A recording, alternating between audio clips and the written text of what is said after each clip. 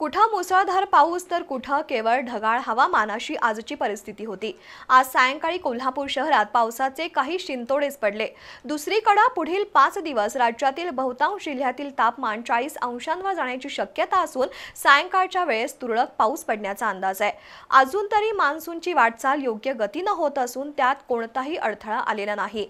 मात्र पुढील 5 दिवस कोल्हापूरसह महाराष्ट्राला उष्णतेची लाट जाणवणार आहे।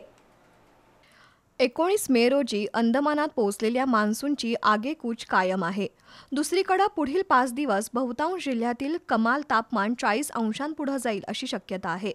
आज कोल्हापूर जिल्ह्यात सकाळपासूनच उष्मा जाणवत होता। एखाद्या प्रेशर कुकर सारखी अवस्था झाल्यानं नागरिक घामाघूम होत होते। उन्हाचा तडाखा कमी झाला असला तरी अर्धवट पडलेला पाऊस आणि तापमानात झालेली वाढ यामुळे असह्य उकाडा जाणवत आहे। पुढील 5 दिवस उष्णतेची लाट कायम राहणार असून सायंकाळनंतर वादळी वाऱ्यासह पाऊस पडण्याचा अंदाज हवामान खात्याने वर्तवलाय। मराठवाडा आणि विदर्भात दिवसा प्रचंड उकाडा आणि सायंकाळी तुरळक पावसाची शक्यता आहे, तर गुजरातसह मुंबई आणि कोकणामध्ये सर्वाधिक उष्णता असेल, त्यातून दमट हवामान बनेल असाही अंदाज आहे।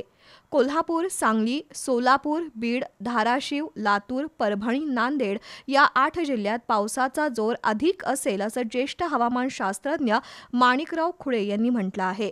त्यामुळे दिवसा उकाडा आणि सायंकाळी वादळी वाऱ्यासह येणारा पाऊस यातून नागरिक त्रस्त होण्याची शक्यता आहे।